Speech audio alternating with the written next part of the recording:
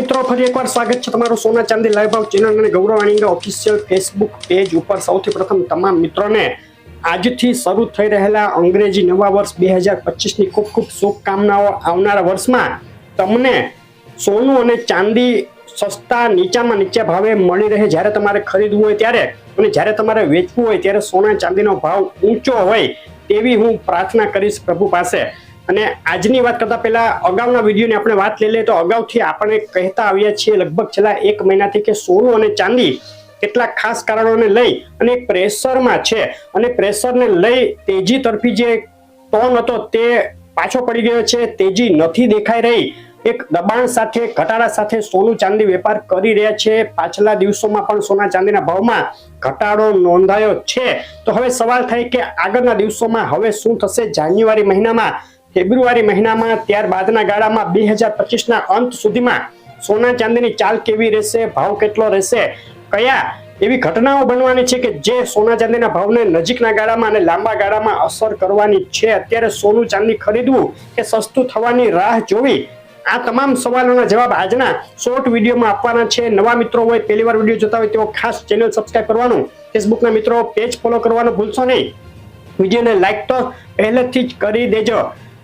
ઝડપથી શરૂઆત કરીએ આપણે ચાંદીના ભાવથી લઈ લઈએ તો ચાંદીના ભાવનો ચાર્ટ જોઈએ તો છેલ્લા એક અઠવાડિયાથી ચાંદી $30 નજીક જે જોવા મળી હતી 7 દિવસ પહેલા ત્યાંથી ઘટતી અત્યારે $29 અંદર આવી ગઈ છે। આંતરરાષ્ટ્રીય ચાંદી અને ભારતીય માર્કેટમાં ચાંદી જે સતત 90,000 થી 91,000 વચ્ચે ટ્રેડ કરી રહી હતી, 999 ચાંદી તે અત્યારે 89,000 અંદર આવી ગઈ છે અને છેલ્લા 3 દિવસમાં જ $1,500 જેટલો ઘટાડો ચાંદીમાં જોવા મળ્યો છે। અને આ વાત આપણે પાછલા વિડીયોમાં પણ કરી હતી કે ચાંદી દબાણ હેઠળ છે, ચાંદીના ભાવમાં ઘટાડો શક્ય છે। આપણે કહ્યા બાદ 2 વાર ચાંદીના ભાવમાં ઘટાડો આવી ગયો છે અને બંને વાર 91-92,000 સુધી ગયા પછી ચાંદી ફરીથી 87-88,000 સુધી ગઈ છે। અત્યારે 89,000 ની અંદર આવી ગઈ છે। તો હવે સવાલ થાય કે આગળના દિવસોમાં શું થવા જઈ રહ્યું છે? તો પહેલા તો જે અત્યારે વેકેશન જેવો માહોલ ચાલી રહ્યો છે અમેરિકા અને યુરોપના દેશોમાં, નાતાલ અને ત્યારબાદ આ નવા વર્ષની રજાને લઈને તેને લઈને ખાસ કોઈ મોટા સમાચાર નથી આવી રહ્યા, મોટા કોઈ ડેટા નથી આવી રહ્યા અને આ કારણથી ચાંદી અને સોનામાં જોઈએ તેવી કોઈ ખાસ મૂવમેન્ટ નથી જોવા મળી। આગળના દિવસોમાં પણ જ્યાં સુધી ટ્રમ્પની શપથવિધિ નહીં થાય, જાન્યુઆરીના અંતમાં ટ્રમ્પની શપથવિધિ છે અમેરિકાના રાષ્ટ્રપતિ પદે, તે પહેલા જે જીઓપોલિટિકલ ટેન્શનના સમાચારો છે તે જ અત્યારે સોના અને ચાંદી બંને ઉપર અસર કરતા છે। સોનાની પાછળ લગભગ ચાંદીનો ભાવ રહી શકે। ચાંદીના ભાવમાં નજીકના દિવસોમાં કોઈ મોટા સમાચાર નથી દેખાઈ રહ્યા। એક સીમિત રેન્જમાં દબાણ હેઠળ ચાંદી ટ્રેડ કરશે અને હજુ અહીંથી થોડો ઘટાડો ચાંદીમાં શક્ય છે। આગામી 8 થી 10 દિવસમાં ચાંદીમાં અહીંથી હજુ 1,000 થી 2,000 સુધીનો ઘટાડો શક્ય। અગાઉ આપણે 85-86,000 નો વાત 2-3 વાર કરી ચૂક્યા છીએ। એકવાર ત્યાં સુધી ચાંદી પહોંચી પણ ગઈ હતી 86,000 સુધી, ફરી વધી ગઈ, હવે ફરીથી તે તરફ જઈ રહી હોય તેવું લાગે છે। તો અત્યારે શું કરવું? ચાંદી ખરીદવી કે રાહ જોવી? તો તેના માટે અગાઉ જે આપણે કહ્યું હતું તે જ જવાબ અત્યારે પણ છે। ચાંદી લોંગ ટર્મ માટે ખરીદવી હોય તો અત્યારે પણ ખરીદી શકાય। ચાંદીનું જે કંઈ ટ્રેડિંગ હોય છે તેની રેન્જ વોલેટિલિટી બહુ હોય છે। ચાંદી એક બ્રેક વગરની ગાડીની જેમ ભાગતી હોય છે। જો ઘટવા લાગે તો 1,000, 2,000, 3,000 એક દિવસમાં પણ ઘટી શકે। વધવા લાગે તો તેમાં બ્રેક નથી હોતી, 2-3,000, 4,000 સુધીનો વધારો એક દિવસમાં આવી જાય। એટલે 2-3,000 સુધીની વધઘટ ચાંદીમાં સામાન્ય કહી શકાય। ભાવ 86,000 હોય કે 88,000 કોઈ જાજો ફરક નથી પડતો। તમારે લોંગ ટર્મ માટે ચાંદી લેવી હોય તો અત્યારે લઈ શકાય। 2025ના અંત સુધીમાં 2026માં ચાંદી 1,20,000, 1,30,000 સુધીના ટાર્ગેટ આપણે અગાઉથી આપેલા છે તે હજુ પણ યથાવત છે। તો ચાંદી ખરીદવા માટે અત્યારે સુવર્ણ મોકો ગણી શકાય તેમ કહી શકાય। હવે સોનાના ભાવની વાત લઈ લઈએ આપણે।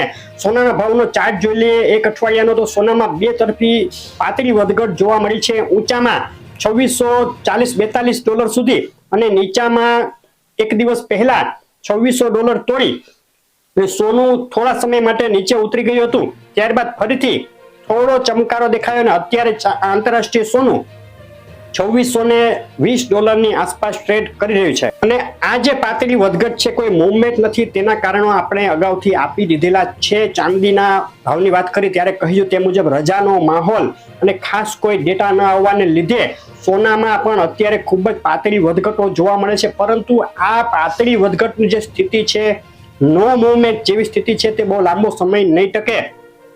આગળના દિવસોમાં એક મોટી ઘટના બનવા જઈ રહી છે અને તે ઘટના છે અમેરિકાના રાષ્ટ્રપતિ પદે ટ્રમ્પની શપથ વિધિ. ટ્રમ્પ શપથ લે તે પહેલા પણ અનેક પ્રકારના નિવેદનો આપી ચૂક્યા છે, જે સોનાના ભાવ ઉપર મોટી અસર આગામી દિવસોમાં કરી શકે.